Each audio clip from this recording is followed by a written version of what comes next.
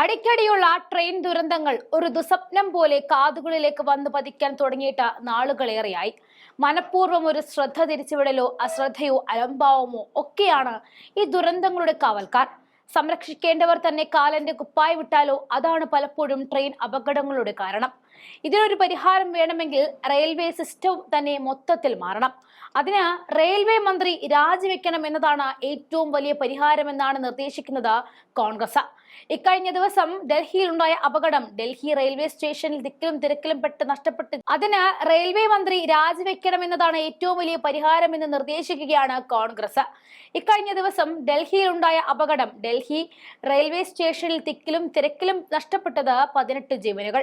മരണസംഖ്യ മറച്ചുവെക്കാൻ റെയിൽവേ മന്ത്രി ശ്രമിക്കുന്നുവെന്നും തിരക്ക് നിയന്ത്രിക്കാൻ സർക്കാർ ഒന്നും ചെയ്തിട്ടില്ല എന്നും ആവുന്നതില്ല എന്നാണ് കോൺഗ്രസിന്റെ പ്രധാന ആരോപണം.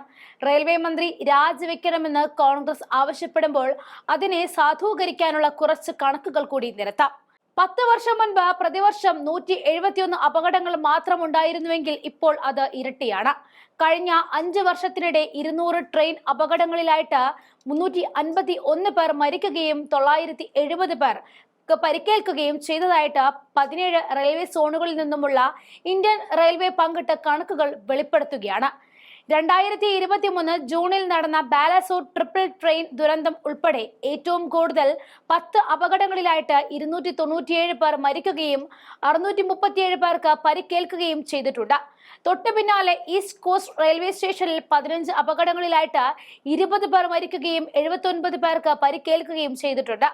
ഏറ്റവും പുതിയതായ പ്രധാന അപകടം ഈ വർഷം ജൂലൈയിൽ ഉണ്ടായിരുന്ന 10 പേരുടെ മരണത്തിനിടയാക്കിയ കാഞ്ചൻജംഗൻ എക്സ്പ്രസ് അപകടമായിരുന്നു. സെൻട്രൽ റെയിൽവേ സോണിൽ 22 അപകടങ്ങൾ, ഒരാൾ മരിക്കുകയും 2 പേർക്ക് പരിക്കേൽക്കുകയും ചെയ്തു. ഈസ്റ്റേൺ റെയിൽവേയിൽ 12 അപകടങ്ങൾ, ഒരാൾ മരിക്കുകയും 9 പേർക്ക് പരിക്കേൽക്കുകയും ചെയ്തു. ഈസ്റ്റ് സെൻട്രൽ സോണിൽ 18 അപകടങ്ങൾ, 8 പേർ മരിക്കുകയും 33 പേർക്ക് പരിക്കേൽക്കുകയും ചെയ്തു. അങ്ങനെ എത്ര ജീവനുകൾ. അപകടത്തിന് മണിക്കൂറുകൾ മുൻപായിരുന്നു റെയിൽവേ സുരക്ഷാ വിലയിരുത്തൽ യോഗം നടന്നത്. ഇത്രയും ഉണ്ടായിട്ടും കേന്ദ്രം ഉത്തരവാദിത്തം ഏറ്റെടുക്കുന്നില്ല എന്നും കോൺഗ്രസ് കുറ്റപ്പെടുത്തുകയാണ്. റെയിൽവേയുടെ പരാജയമാണ് അപകട കാരണമെന്ന് ലോക്സഭാ പ്രതിപക്ഷ നേതാവ് രാഹുൽ ഗാന്ധി വിമർശിച്ചിരുന്നു. അതേസമയം അപകടത്തിൽപ്പെട്ട് മരിച്ചവരുടെ എണ്ണം 18 ആയി. നിരവധി പേർക്ക് ഗുരുതരമായി പരിക്കേറ്റു. ഇവരിൽ പലരുടെയും നില ഗുരുതരമാണ്. കുംഭമേളയ്ക്കായി പ്രയാഗ്രാജിലേക്ക് പോകാനായി കൂട്ടത്തോടെ എത്തിയതാണ് തിക്കിലും തിരക്കിലും കാരണപ്പെട്ട് മരിക്കാൻ കാരണമായത്.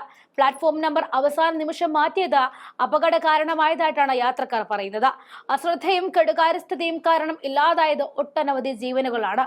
ആ ജീവന് ഉത്തരം പറയാൻ ഒരു സർക്കാരിനും വാക്കുകൾ കിട്ടിയിട്ടില്ല.